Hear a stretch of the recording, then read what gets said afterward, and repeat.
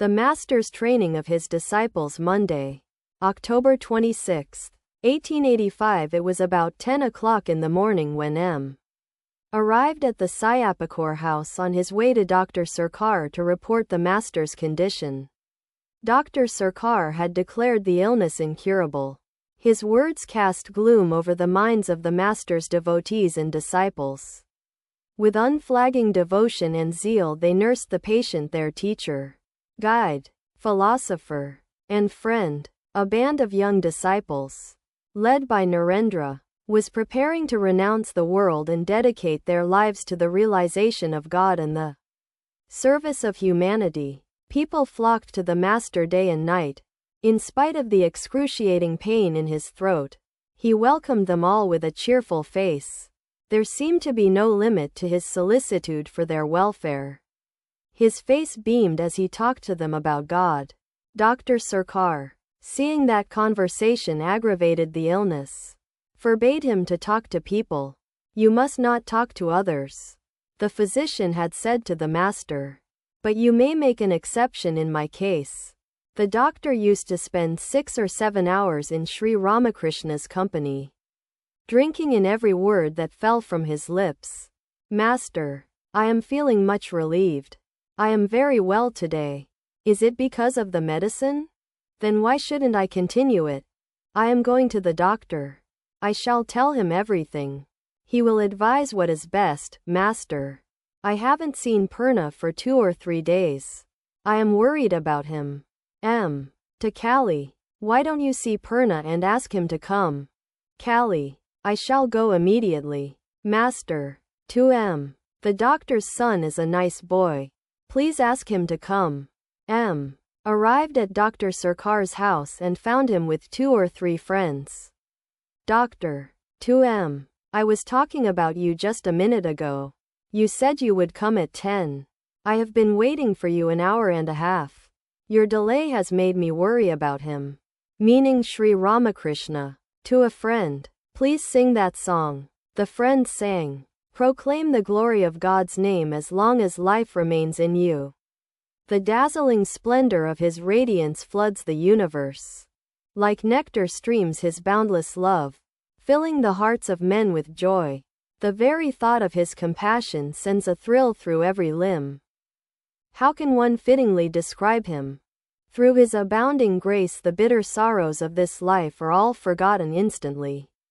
On every side, on land below, in sky above, beneath the seas, in every region of this earth men seek him tirelessly. And as they seek him, ever ask, where is his limit, where his end? True wisdom's dwelling place is he, the elixir of eternal life, the sleepless, ever wakeful eye, the pure and stainless one. The vision of his face removes all trace of sorrow from our hearts." Doctor, to M. "Isn't it a beautiful song? How do you like that line? Where is his limit, where his end?" "Yes, that's a very fine line. It fills the mind with the idea of the infinite." Doctor, tenderly, to M. "It is already late in the morning. Have you taken your lunch? I finish mine before 10 and then begin my professional calls. Otherwise I don't feel well. Look here, I have been thinking of giving a feast to you all." Meaning Sri Ramakrishna's devotees. "One day." That will be fine, sir." Doctor, where shall I arrange it? "Here or at the Syampukur house?" "Whatever you suggest, it doesn't matter, sir. Wherever you arrange it we shall be very happy to dine with you." The conversation turned to Kali, the Divine Mother. Doctor, Kali is an old hag of the Santhals. Burst into loud laughter and said, "Where did you get that?" Doctor, "Oh, I have heard something like that." Quote, laughs. Dr. Sarkar on ecstasy. They began to talk about the ecstasy that Vijay and the others had experienced the previous day in the Master's room. The doctor also had been present on the occasion. Doctor, yes, I witnessed that ecstasy. But is excessive ecstasy good for one? The Master says that an excess of ecstasy harms no one. if it is the result of the contemplation of God. He further says that the luster of a gem gives light and soothes the body. It does not burn. Doctor. Oh, the luster of a gem. That's only a reflected light. He also says that a man does not die by sinking in the lake of immortality. God is that lake. A plunge in that lake does not injure a man. On the contrary, it makes him immortal. Of course, he will become immortal only if he has faith in God. Doctor. Yes, that is true. The doctor took M. in his carriage. He had to see a few patients on the way to Syampukur. They continued their conversation in the carriage. Dr. Sarkar referred to Mahima Chakravarti's pride, Master's humility and and Dr. Sarkar, he visits the Master. Even if he has a little pride, it will not greater than last long. If one only sits in the Master's presence a while, greater than one's pride crumbles to pieces. It is because the Master himself greater than is totally free from egotism. Pride cannot exist in the presence greater than of humility. A celebrated man like Pundit Iswar Chandra Vidyasagar greater than showed great modesty and humility in the Master's presence. The Paramahamsa visited his house. It was 9 o'clock in the evening, greater than when the Master took his leave. Vidyasagar came all the way from greater than the library to the gate of his compound to see him off. He himself greater than carried the light to show the way. As the Master's carriage greater than started off, Vidyasagar stood there with folded hands. Doctor. Well, what does Vidyasagar think of him? That day he showed the Master great respect. But when I talked with him later, I found out that he didn't much care for what the Vaishnavas call emotion or ecstasy. He shares your views on such things. Doctor. Neither do I care very much for any such display of emotion as folding one's hands or touching others' feet with one's head. To me the head is the same as the feet. But if a man thinks differently of the feet, let him do whatever he likes. We know that you do not care for a display of feelings. Perhaps you remember that the Master now and then refers to you as a deep soul. He said to you yesterday that when an elephant plunges into a small pool it makes a big splash. But when it goes into a big lake you see hardly a ripple. The elephant of emotion cannot produce any effect at all in a deep soul. The Master says that you are a deep soul. Doctor. I don't deserve the compliment. After all, what is bhava? It is only a feeling. There are other aspects of feeling, such as bhakti. When it runs to excess, some can suppress it and some cannot. Divine ecstasy may or may not be explainable. But, sir, it cannot be denied that ecstasy, or love of God, is a unique thing. I have seen in your library Stebbing's book on Darwinism. According to Stebbing, the human mind is wonderful, whether it be the result of evolution or of special creation. He gives a beautiful illustration from the theory of light. Light is wonderful, whether you know the wave theory of light or not. Doctor. Yes.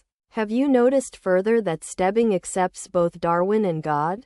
The conversation again turned to Sri Ramakrishna. Doctor. I find that he is a worshipper of the goddess Kali.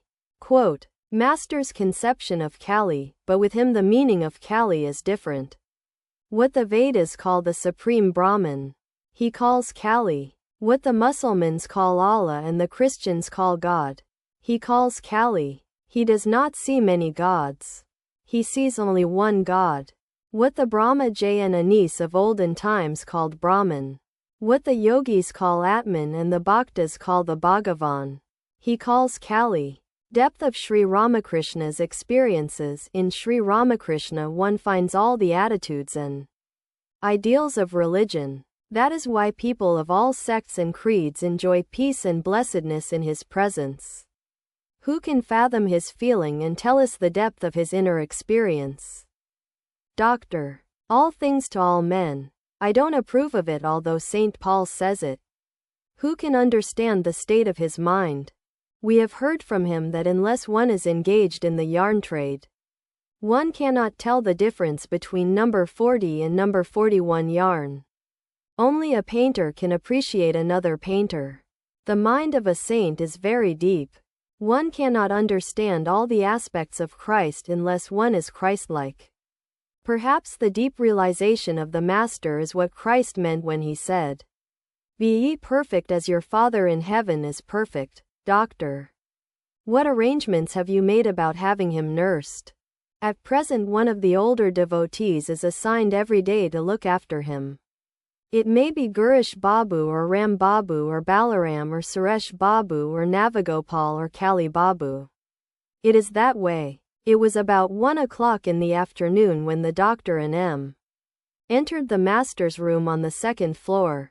Sri Ramakrishna sat there, smiling as usual, completely forgetful of the fatal illness, which was eating his life away.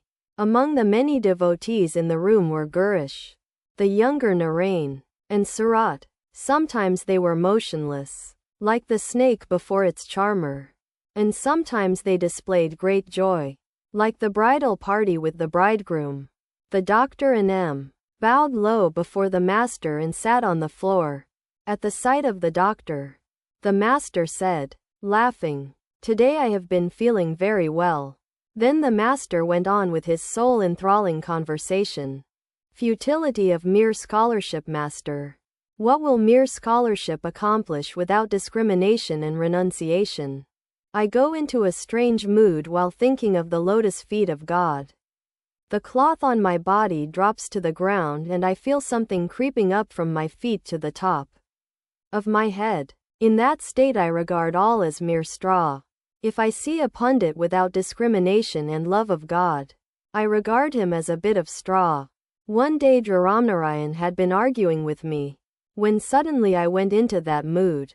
I said to him, "What are you saying? What can you understand of God by reasoning? How little you can understand of his creation. Shame! You have the pettifogging mind of a weaver." Seeing the state of my mind, he began to weep and gently stroke my feet. Dr. Ramnarayan did that because he is a Hindu. Besides, he is a believer in flowers and sandal paste. He is an orthodox Hindu. To himself, Dr. Sarkar says that he has nothing to do with gong and conch shells. Quote, Master on Bankham. Master, Bankham is one of your pundits. I met him once. I asked him, what is the duty of man? And he had the impudence to say, eating, sleeping, and sex gratification. These words created in me a feeling of great aversion. I said, what are you saying? You are very mean. What you think day and night and what you do all the time come out through your lips. If a man eats radish, he belches radish. Then we talked about God a great deal. There was also much devotional music in the room, and I danced. Then Bankham said to me, Sir, please come to our house once. That depends on the will of God. I replied, there also. He said, you will find devotees of God. I laughed and said, what kind of devotees are they? Are they like those who said, Gopal, Gopal, quote question mark. Doctor, what is the story of Gopal? Gopal, single quote question mark. Master, with a smile, there was a goldsmith who kept a jewelry shop. He looked like a great devotee, a true Vaishnava, with beads around his neck, rosary in his hand, and the holy marks on his forehead. Naturally people trusted him and came to his shop on business. They thought that, being such a pious man, he would never cheat them. Whenever a party of customers entered the shop, they would hear one of his craftsmen say, Cassava, Cassava. Another would say, after a while, Gopal, Gopal. Then a third would mutter, Hari, Hari. Finally someone would say, Hara, Hara. Now these are, as you know, different names of God. Hearing so much chanting of God's names, the customers naturally thought that this goldsmith must be a very superior person. But can you guess the goldsmith's true intention? The man who said, Cassava, Cassava, meant to ask, who are these? Who are these customers? The man who said, Gopal, Gopal, conveyed the idea that the customers were merely a herd of cows. That was the estimate he formed of them after the exchange of a few words. The man who said, Hari, Hari, asked, since they are no better than a herd of cows, then may we rob them? He who said, Hara, Hara, gave his assent, meaning by these words, do rob by all means, since they are mere cows. Single quote. All laugh. Once I went to a certain place with Mathur Babu. Many pundits came forward to argue with me. And you all know that I am a fool. All laugh. The pundits saw that strange mood of mine. When the conversation was over, they said to me, Sir, after hearing your words, all that we have studied before, our knowledge and scholarship, has proved to be mere spittle. Now we realize that a man does not lack wisdom if he has the grace of God. The fool becomes wise and the mute eloquent. Therefore I say that a man does not become a scholar by the mere study of books. Divine knowledge is inexhaustible, yes. How true it is. How can a man who has the grace of God lack knowledge? Look at me. I am a fool. I do not know anything. Then who is it that utters these words? The reservoir of the knowledge of God is inexhaustible. There are grain dealers at Syampukur. When selling paddy, one man weighs the grain on the scales and another man pushes it to him from a heap. It is the duty of the second man to keep a constant supply of grain on the scales by pushing it from the big heap. It is the same with my words. No sooner are they about to run short than the Divine Mother sends a new supply from her inexhaustible storehouse of knowledge. Master's unique experience during my boyhood. God manifested himself in me. I was then 11 years old. One day, while I was walking across a paddy field, I saw something. Later on I came to know from people that I had been unconscious, and my body totally motionless. Since that day I have been an altogether different man. I began to see another person within me. When I used to conduct the worship in the temple, my hand, instead of going toward the deity, would very often come toward my head, and I would put flowers there. A young man who was then staying with me did not dare approach me. He would say, I see a light on your face. I am afraid to come very near you. You know I am a fool. I know nothing. Then who is it that says all these things? I say to the Divine Mother, O Mother, I am the machine and thou art the operator. I am the house and thou art the indweller. I am the chariot and thou art the charioteer. I do as thou mockest me do. I speak as thou mockest me speak. I move as thou mockest me move. It is not I. It is not I. It is all thou. It is all thou. Hers is the glory. We are only her instruments. Once Radha, to prove her chastity, carried on her head a pitcher filled with water. The pitcher had 1,000 holes, but not a drop of water spilled. People began to praise her, saying, such a chaste woman the world will never see again. Then Radha said to them, why do you praise me? Say, glory unto Krishna. Hail Krishna. I am only his handmaid. Once in that strange mood of mine I placed my foot on Vijay's chest. You know how greatly I respect him, and I placed my foot on his body. What do you say to that? Doctor. But now you should be careful. Quote, the will of God, Master. With folded hands. What can I do? I become completely unconscious in that mood. Then I do not know at all what I am doing. Doctor. You should be careful. No use folding your hands now and expressing regret. Master. Can I do anything myself in that mood? What do you think of this state? If you think it is a hoax, then I should say that your study of science and all that is bosh. Doctor. Now listen. Sir, would I come to see you so often if I thought it all a hoax? You know that I neglect many other duties in order to come here. I cannot visit many patients, for I spend 6 or 7 hours at a stretch here. Master, Once I said to Mathur Babu, don't think that I have achieved my desired end because you, a rich man, show me respect. It matters very little to me whether you obey me or not. Of course you must remember that a mere man can do nothing. It is God alone who makes one person obey another. Man is straw and dust before the power of God. Doctor, do you think I shall obey you because a certain fisherman obeyed you? Undoubtedly I show you respect. I show you respect as a man. Master, do I ask you to show me respect? Quote, Dr. Sarkar and Gurish. Does he ask you to show him respect? Doctor, to the Master, what are you saying? Do you explain it as the will of God? Master, what else can it be? What can a man do before the will of God? Arjuna said to Sri Krishna on the battlefield of Kurukshetra, I will not fight.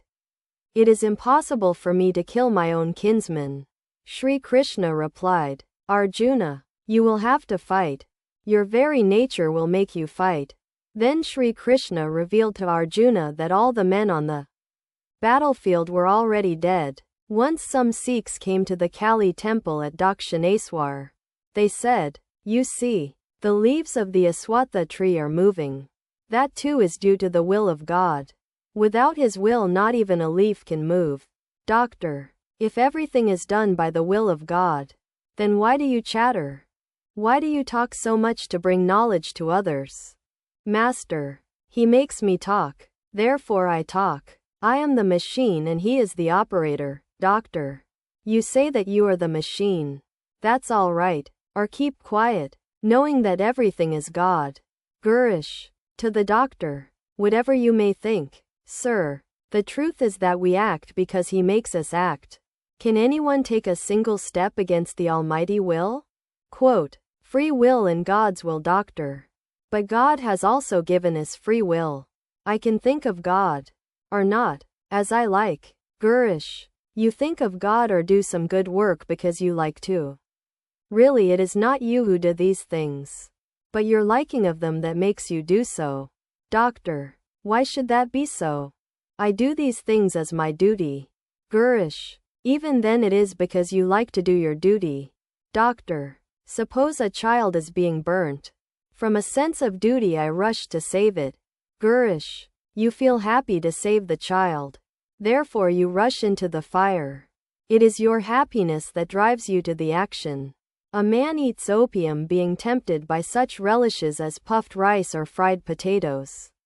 Quote, laughter. Master, a man must have some kind of faith before he undertakes a work. Further, he feels joy when he thinks of it. Only then does he set about performing the work. Suppose a jar of gold coins is hidden underground. First of all a man must have faith that the jar of gold coins is there. He feels joy at the thought of the jar. Then he begins to dig. As he removes the earth he hears a metallic sound.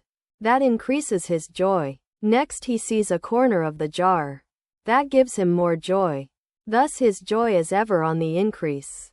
Standing on the porch of the Kali temple, I have watched the ascetics preparing their smoke of hemp. I have seen their faces beaming with joy in anticipation of the smoke. Doctor, but take the case of fire. It gives both heat and light. The light no doubt illumines objects, but the heat burns the body. Likewise, it is not an unadulterated joy that one reaps from the performance duty. Duty has its painful side too. To Gurish, as the proverb goes, if the stomach gets food, then the back can bear a few blows from the host. There is joy in sorrow also. Gurish, to the doctor, duty is dry. Doctor, why so? Gurish, then it is pleasant. Quote, all laugh. Again we come to the point that one likes opium for the sake of the relishes that are served with it. Gurish, to the doctor, duty must be pleasant, or why do you perform it? Doctor, the mind is inclined that way. To Gurish, that wretched inclination draws the mind. If you speak of the compelling power of inclination, then where is free will? Doctor, I do not say that the will is absolutely free. Suppose a cow is tied with a rope. She is free within the length of that rope. But when she feels the pull of the rope, Master Jadu Malik also gave that illustration. To the younger Narain, is it mentioned in some English book? God alone is the agent. To the doctor, look here, if a man truly believes that God alone does everything, that he is the operator and man the machine, then such a man is verily liberated in life. Thou workest thine own work. Men only call it theirs. Do you know what it is like? Vedanta philosophy gives an illustration. Suppose you are cooking rice in a pot, with potato, eggplant, and other vegetables. After a while the potatoes, eggplant, rice, and the rest begin to jump about in the pot. They seem to say with pride, "We are moving. We are jumping." The children see it and think the potatoes, eggplant, and rice are alive, and so they jump that way. But the elders, who know, explain to the children that the vegetables and the rice are not alive. They jump not of themselves, but because of the fire under the pot. If you remove the burning wood from the hearth, then they will move no more. Likewise the pride of man, that he is the doer, springs from ignorance. Men are powerful because of the power of God. All becomes quiet when that burning wood is taken away. The puppets dance well on the stage when pulled by a wire, but they cannot move when the wire snaps. A man will cherish the illusion that he is the doer as long as he has not seen God. As long as he has not touched the philosopher's stone, so long will he know the distinction between his good and bad actions. This awareness of distinction is due to God's Maya, and it is necessary for the purpose of running his illusory world. But a man can realize God if he takes shelter under his Vidya Maya and follows the path of righteousness. He who knows God and realizes him is able to go beyond Maya. He who firmly believes that God alone is the doer and he himself a mere instrument is a Jivanmukta, a free soul though living in a body. I said this to Kashab Chandra Sen. Gurish. To the doctor. How do you know that free will exists? Doctor. Not by reasoning. I feel it. Gurish. In that case I may say that others and I feel the reverse. We feel that we are controlled by another. Quote. All laugh. Dr. Sarkar on duty. Doctor. There are two elements in duty. First, the oughtness of a duty. Second, the happiness, which comes as an after effect. But at the initial stage this happiness is not the impelling motive. I noticed in my childhood the great worry of the priest at the sight of ants in the sweets offered before the deity. He did not, at the outset, feel joy at the thought of the sweets. First of all he worried about them. To himself, it is difficult to say whether one feels happiness while performing the duty or afterwards. Where is the free will of a man if he performs an action? Being impelled by a feeling of happiness? Quote, pure love. Master. What the doctor is speaking of is called love without any selfish motive. I do not want anything from Dr. Mahendra Sarkar. I do not need anything from him. But still I love to see him. This is love for love's sake. But suppose I get a little joy from it. How can I help it? Ahalya once said to Rama, O Rama, I have no objection to being born even as a pig.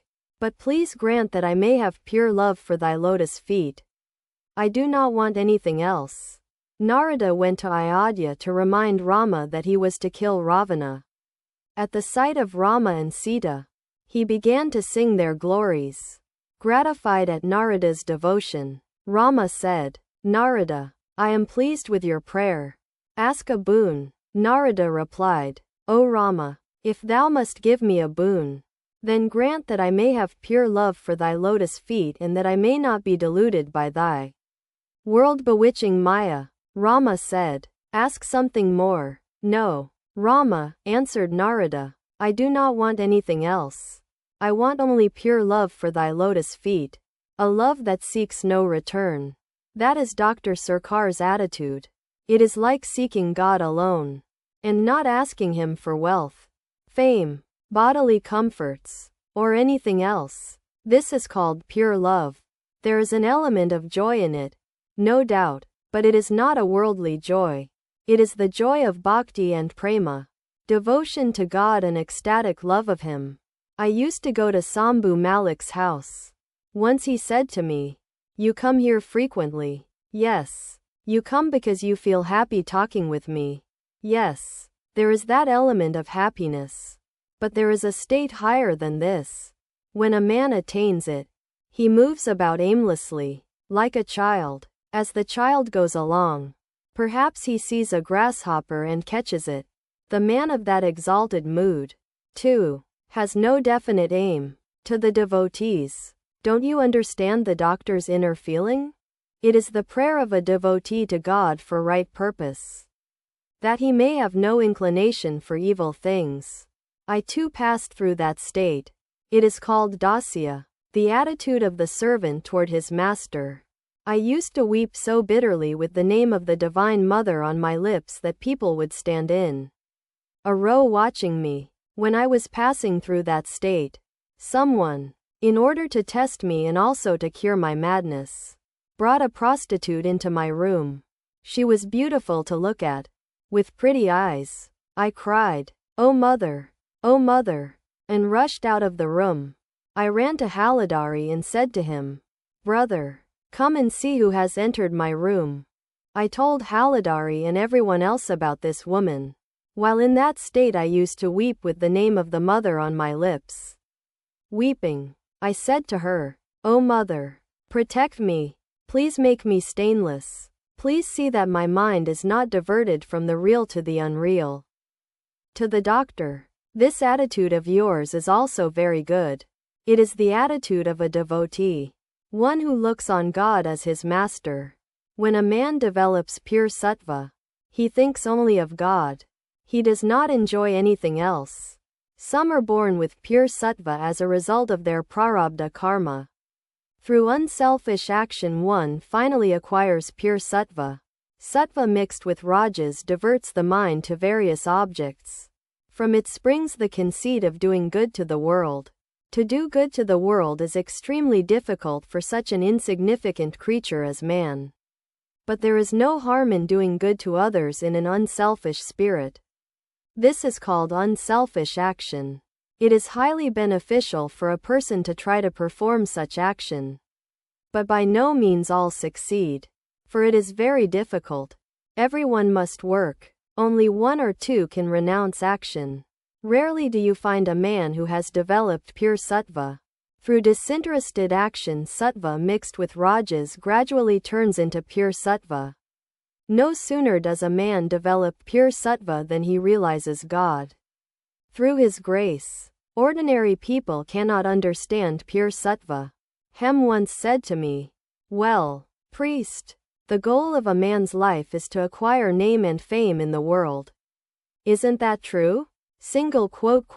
Tuesday, October 27, 1885. Sri Ramakrishna was seated in his room. Narendra and other devotees were with him. The master was conversing with them. It was about 10 o'clock in the morning. Narendra, how strangely the doctor behaved yesterday. A devotee, yes. The fish swallowed the hook but the line broke. Master, smiling, but the hook is in its mouth. It will die and float on the water. Narendra went out for a few minutes.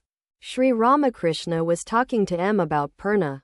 Master, the devotee looking on himself as Prakriti likes to embrace and kiss God, whom he regards as the Purusha. I am telling this just to you. Ordinary people should not hear these things. God sports in various ways. Even this illness of ours is one of His sports. Because you are ill, new devotees are coming to you. Master, smiling, Bhupati says, "What would people have thought of you if you had just rented a house to live in, without being ill?" Well, what has happened to the doctor? As regards God, he accepts for himself the attitude of a servant.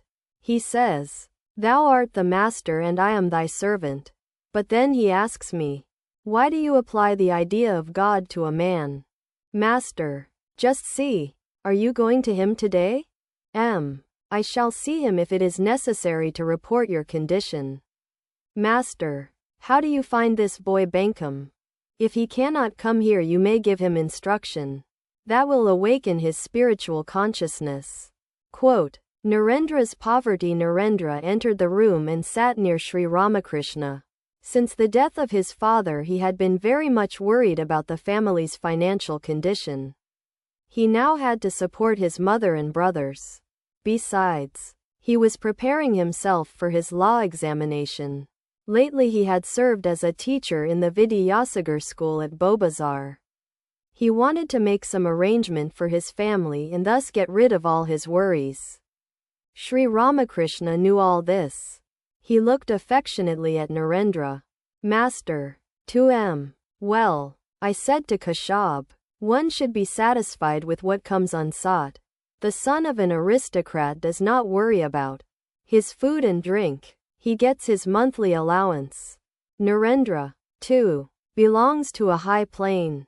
Then why is he in such straitened circumstances? God certainly provides everything for the man who totally surrenders himself to him. Narendra, too, will be provided for. It is not yet too late for him.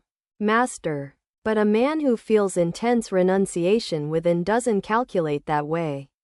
He doesn't say to himself, I shall first make an arrangement for the family and then practice sadhana. No, he doesn't feel that way if he has developed intense dispassion.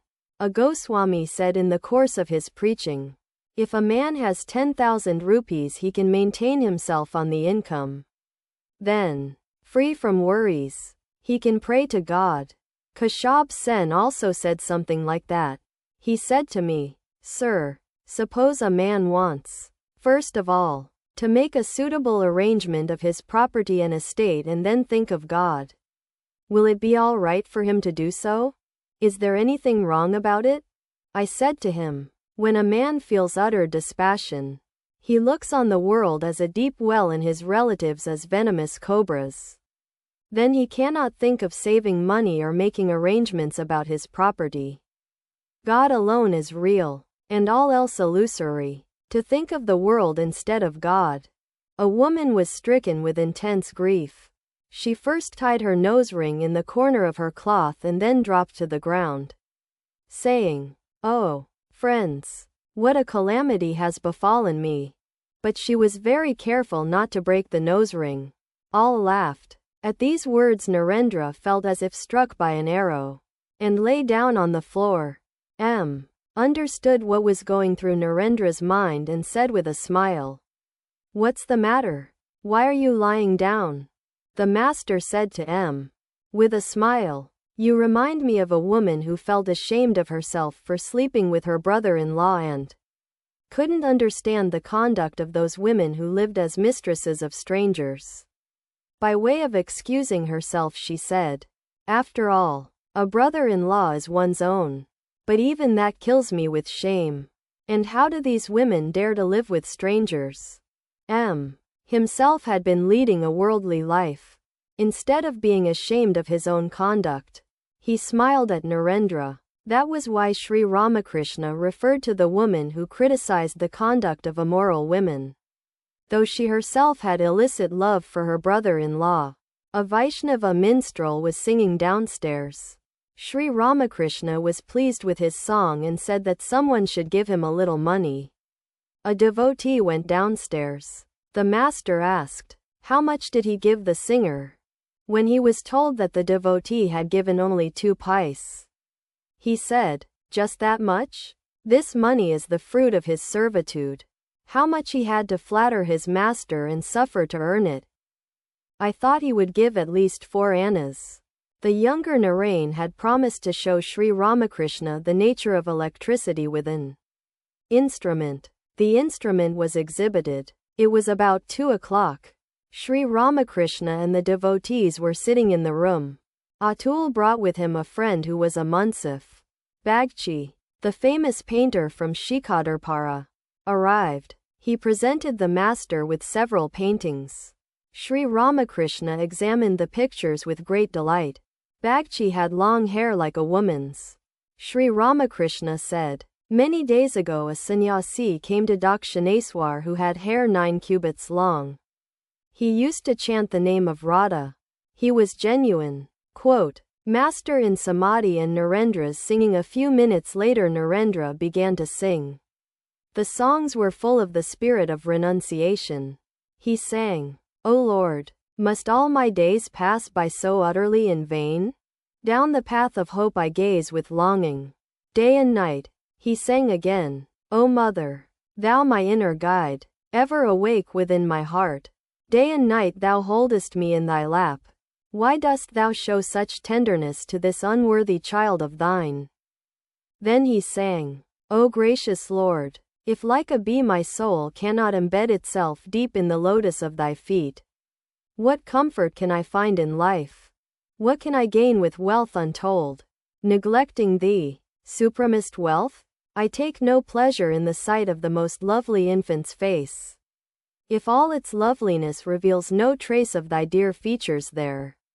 Moonlight is meaningless to me as darkest night. If thy love's moon rise not in my sour's firmament, the purest wife's unspotted love is stained. If in it is not set the priceless gem of love divine. O Lord, whenever doubt of thee, born of base error and neglect, assails my mind, I writhe in pain as from a serpent's poisonous fangs. What more, O Master, shall I say? Thou art my heart's most precious jewel, the home of everlasting joy. It was 5:30 in the afternoon when Dr. Sarkar came to the master's room at Syampukur, felt his pulse, and prescribed the necessary medicine. Many devotees were present, including Narendra, Gurish, Dr. Dukari, the younger Narain, Rakal, M. Surat, and Shyam Basu. Dr. Sarkar talked a little about the master's illness and watched him take the first dose of medicine. Then Sri Ramakrishna began to talk to Shyam Basu. Dr. Sarkar started to leave, saying, Now that you are talking to Shyam Basu, I shall say goodbye to you. The master and a devotee asked the doctor if he would like to hear some songs. Dr. Sarkar. To the master, I should like it very much. But music makes you frisk about like a kid and cut all sorts of capers. You must suppress your emotion. Dr. Sarkar took his seat once more, and Narendra began to sing in his sweet voice, to the accompaniment of the tanpura and mridanga. This universe, wondrous and infinite, O Lord, is thy handiwork, and the whole world is a treasure house full of thy beauty and grace. He sang again, in dense darkness, O Mother, thy formless beauty sparkles. Therefore the yogis meditate in a dark mountain cave, in the lap of boundless dark.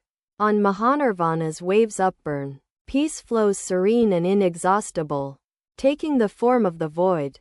In the robe of darkness wrapped, who art thou, Mother, seated alone in the shrine of Samadhi? From the lotus of thy fear-scattering feet flash thy love's lightnings. Thy spirit face shines forth with laughter terrible and loud. Dr. Sarkar said to M. This song is dangerous for him. Sri Ramakrishna asked M. what the doctor had said. M. replied, The doctor is afraid that this song may throw your mind into samadhi. In the meantime the master had partially lost consciousness of the outer world. Looking at the physician, he said with folded hands, No, no, why should I go into samadhi?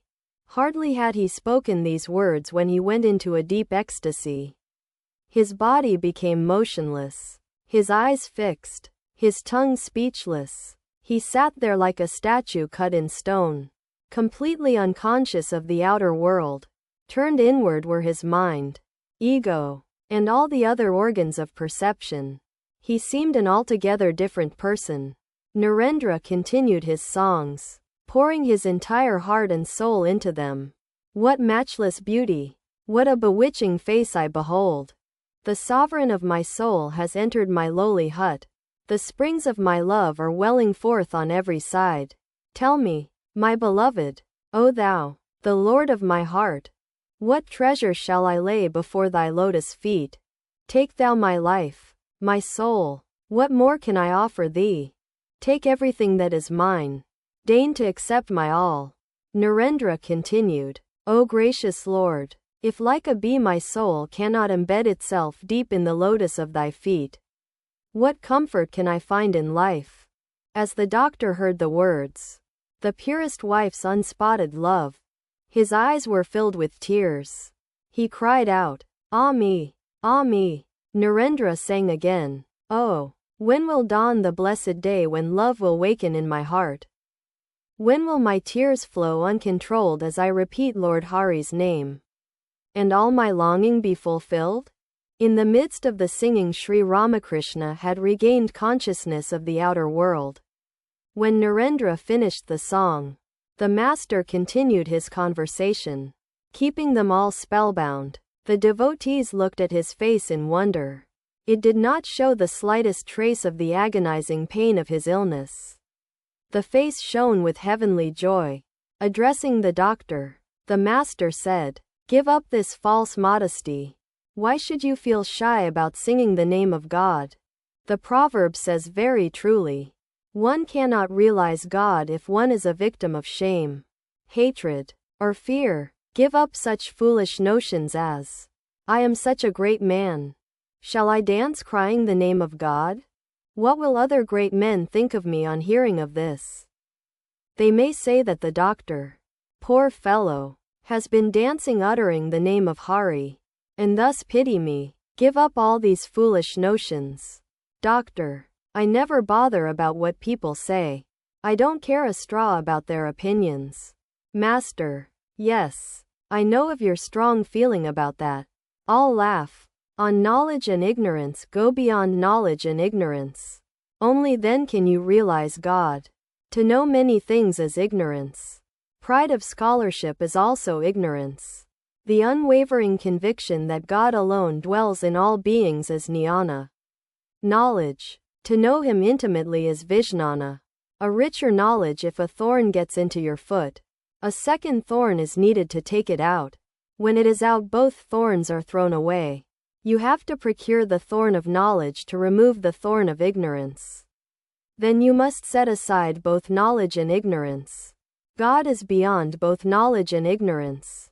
Once Lakshmana said to Rama, Brother, how amazing it is that such a wise man as Vasishtha wept bitterly at the death of his sons. Rama said, Brother, he who has knowledge must also have ignorance. He who has knowledge of one thing must also have knowledge of many things. He who is aware of light is also aware of darkness. Brahman is beyond knowledge and ignorance. Virtue and vice. Merit and demerit, cleanliness and uncleanliness.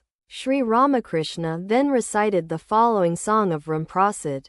Come, let us go for a walk, O mind, to Kali, the wish-fulfilling tree, and there beneath it gather the four fruits of life. When will you learn to lie, O mind, in the abode of blessedness, with cleanliness and defilement on either side of you? Only when you have found the way to keep your wives contentedly under a single roof, will you behold the matchless form of Mother Syama, Shyam Basu. Sir, what remains after one throws away both thorns? Quote, Brahman cannot be described, Master. Nitya, Suddha, Buddha Rupam, the eternal and ever pure consciousness. How can I make it clear to you? Suppose a man who has never tasted ghee asks you, what does ghee taste like? Now, how can you explain that to him? At the most you can say, what is ghee like? It is just like ghee. A young girl asked her friend, well, friend, your husband is here. What sort of pleasure do you enjoy with him? The friend answered, my dear, you will know it for yourself when you get a husband. How can I explain it to you? It is said in the Purana that Bhagavati, the Divine Mother, was once born as the daughter of King Himalaya. After her birth she showed her father her many forms, the Lord of the Mountains.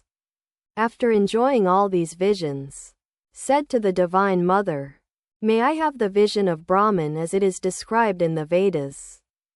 Then the Divine Mother answered, Father, If you want to have the vision of Brahman, you must live in the company of holy men. What Brahman is cannot be described in words. Somebody once said that everything in the world has been made impure, like food that has touched the tongue, and that Brahman alone remains undefiled. The meaning is this: all scriptures and holy books, the Vedas, the Puranas, the Tantras, and so forth, may be said to have been defiled because their contents have been uttered by the tongues of men. But what Brahman is no tongue has yet been able to describe. Therefore Brahman is still undefiled. One cannot describe in words the joy of play and communion with Satchidananda. He alone knows. Who has realized it? Quote, Egotism condemned. Addressing Dr. Sarkar, Sri Ramakrishna continued, Look here. One cannot attain knowledge unless one is free from egotism. There is a saying, when shall I be free? When I shall cease to be I and mine, that is ignorance. Thou and thine, that is knowledge. A true devotee says, O God, thou alone art the doer. Thou alone doest all. I am a mere instrument. I do as thou mockest me do.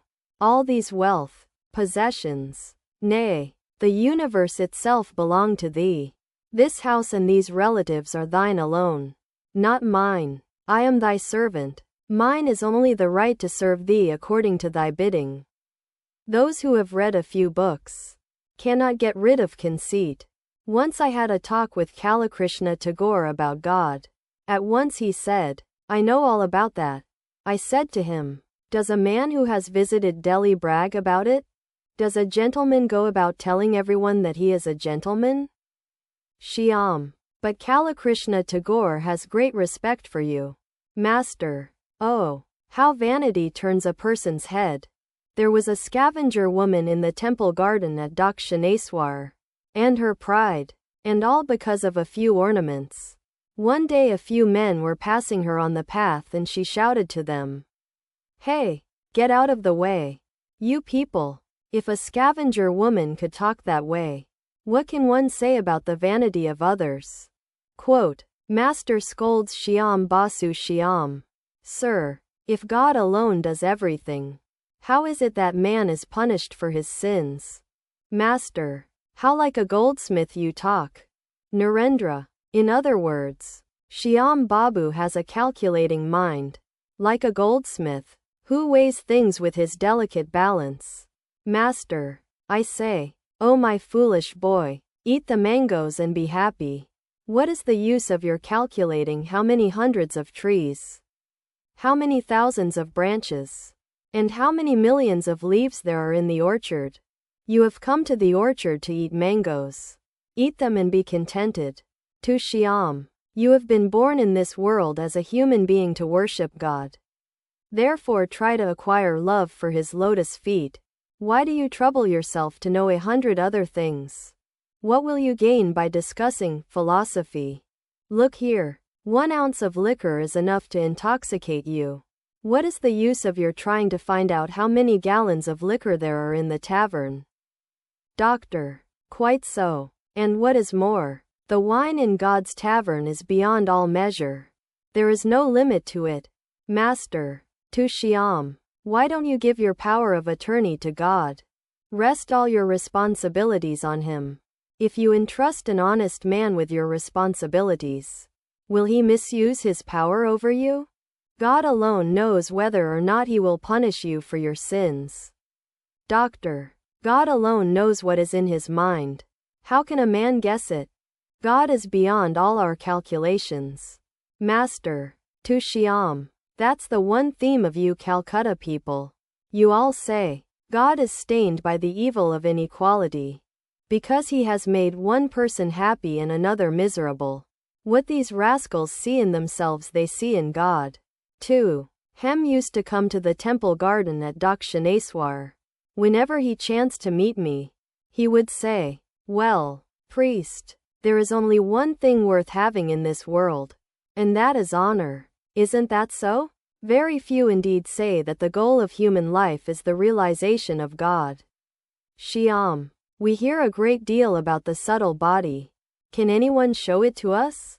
Can anyone demonstrate that the subtle body, when a man dies, leaves the gross body and goes away? Master, true devotees don't care a rap about showing you these things. What do they care whether some fool of a big man respects them or not? The desire to have a big man under their control never enters their minds. Shyam, what is the distinction between the gross body and the subtle body? Master, the body consisting of the 5 gross elements is called the gross body. The subtle body is made up of the mind, the ego, the discriminating faculty, and the mind stuff. There is also a causal body, by means of which one enjoys the bliss of God and holds communion with Him. The Tantra calls it the Bhagavati Tanu, the divine body. Beyond all these is the Maha Karana, the great cause, that cannot be expressed by words.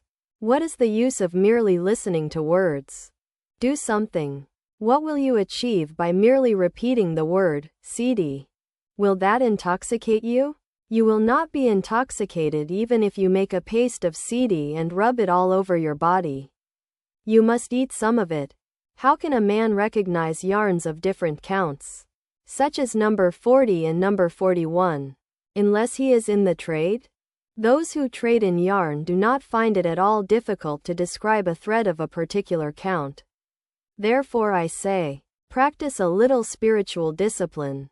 Then you will know all these: the gross, the subtle, the causal, and the great cause. While praying to God, ask only for love for His lotus feet.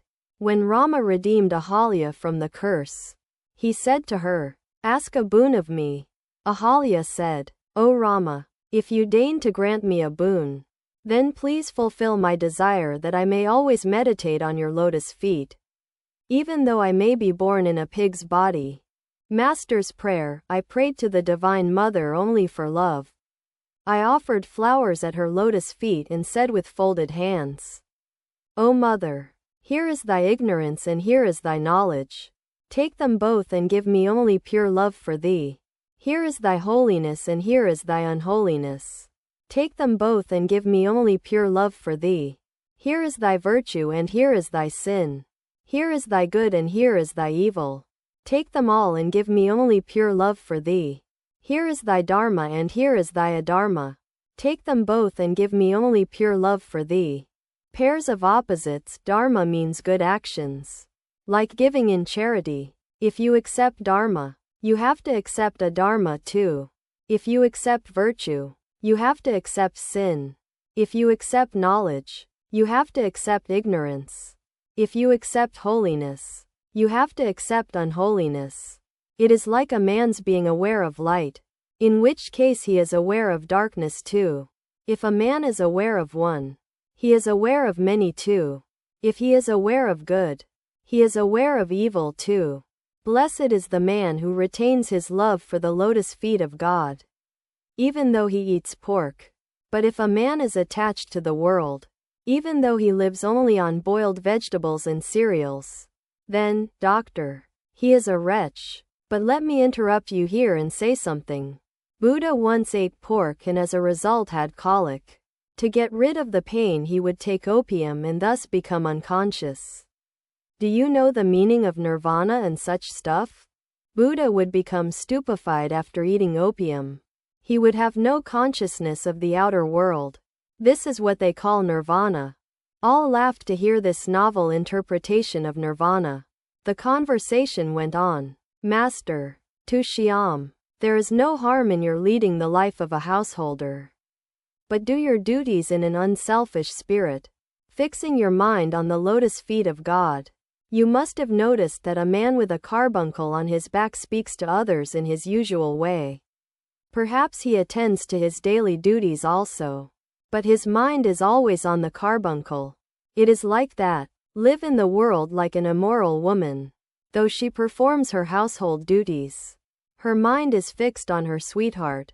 To the doctor, do you understand that? Doctor, never having had such an experience myself, how can I understand? Shyam, oh, yes, you understand a little. Quote, all laugh.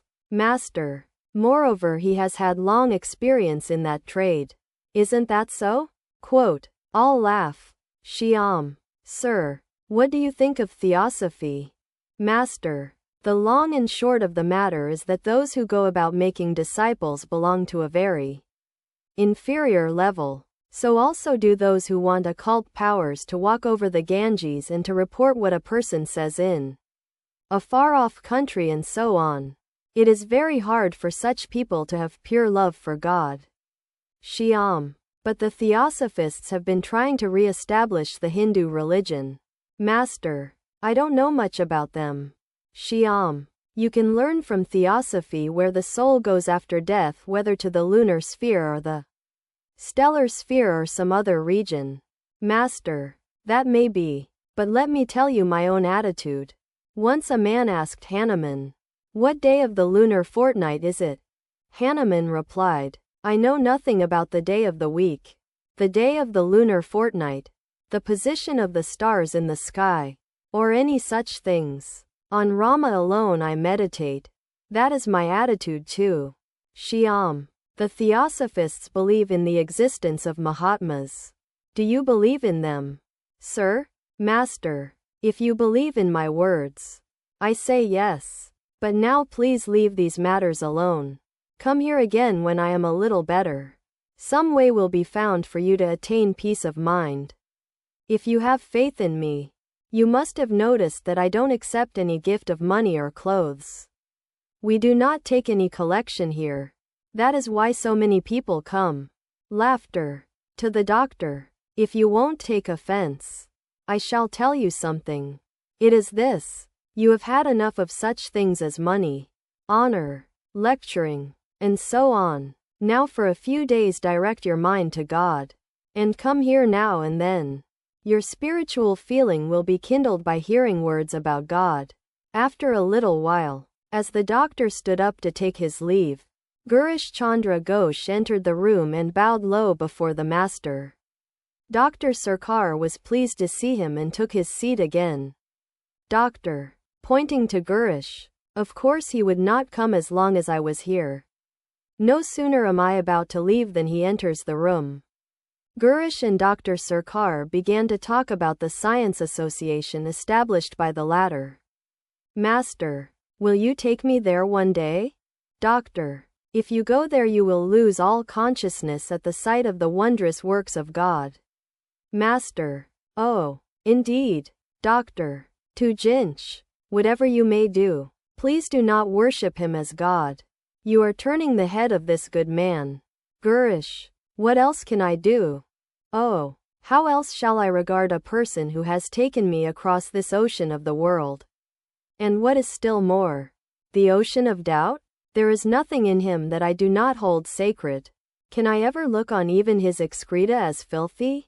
Doctor, this question of excreta doesn't bother me. I too have no feeling of repugnance. Once a grocer's child was brought to my office for treatment. His bowels moved there. All covered their noses with cloths. But I sat by his side for half an hour without putting a handkerchief to my nose. Besides, I cannot cover my nose when the scavenger passes by me with a tub on his head. No, I cannot do that. I know very well that there is no difference between a scavenger and myself. Why should I look down on him? Can't I take the dust of his, meaning Sri Ramakrishna's, feet?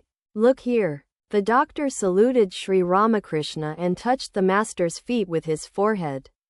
Girish, oh, the angels are saying, blessed, blessed be this auspicious moment. Doctor, what is there to marvel at in taking the dust of a man's feet? I can take the dust of everybody's feet. Give me, all of you, the dust of your feet. The doctor touched the feet of all the devotees. Narendra, to the doctor, we think of him, meaning the master, as a person who is like God. Do you know, sir, what it is like? There is a point between the vegetable creation and the animal creation where it is very difficult to determine whether a particular thing is a vegetable or an animal.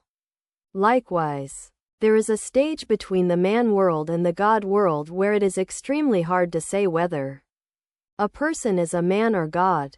Doctor. Well, my dear young friend, one cannot apply analogies to things divine. Narendra. I don't say that he is God. What I am saying is that he is a godlike man. Quote, Dr. Sarkar on expressing feelings. Doctor. One should suppress one's feelings in such a matter. It is bad to give vent to them. Alas, no one understands my own feelings. Even my best friend thinks of me as a stern and cruel person. Even people like you will perhaps one day throw me out after beating me with your shoes. Master, don't say such a thing. They love you so much. They await your coming as eagerly as the bridesmaids in the bridal chamber await the coming of the groom. Gurish. Everyone has the greatest respect for you. Doctor. My son and even my wife think of me as a hard-hearted person.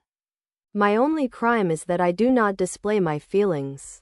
Gurish. In that case, sir, it would be wise for you to open the door of your heart.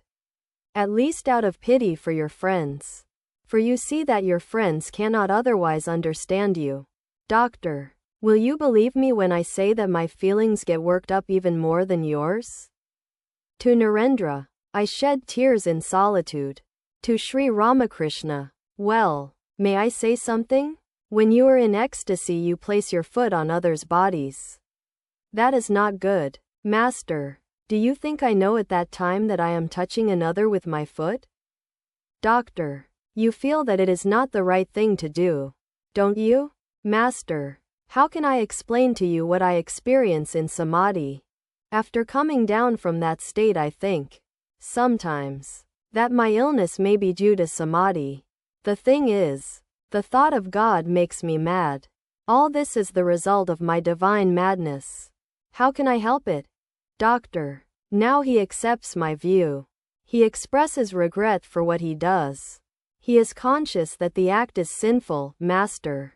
To Narendra, you are very clever. Why don't you answer? Explain it all to the doctor. Quote, cause of master's illness. Gurish. To the doctor, sir, you are mistaken. He is not expressing regret for touching the bodies of his devotees during samadhi. His own body is pure, untouched by any sin. That he touches others in this way is for their good. Sometimes he thinks that he may have got this illness by taking their sins upon himself. Think of your own case. Once you suffered from colic. Didn't you have regrets at that time for sitting up and reading till very late at night? Does that prove that reading till the late hours of the night is, in itself, a bad thing? He, meaning Sri Ramakrishna, too may be sorry that he is ill. But that does not make him feel that it is wrong on his part to touch others for their welfare. Dr. Sarkar felt rather embarrassed and said to Gurish, I confess my defeat at your hands. Give me the dust of your feet. He saluted Gurish. Doctor. To Narendra, whatever else one may say about him, meaning Gurish, one must admit his intellectual powers. Narendra. To the doctor, you may look at the thing from another standpoint. You can devote your life to scientific research without giving a thought to your health or comfort. But the science of God is the grandest of all sciences. Isn't it natural for him to risk his health to realize him? Doctor. All religious reformers, including Jesus, Chaitanya, Buddha, and Muhammad, were in the end filled with egotism.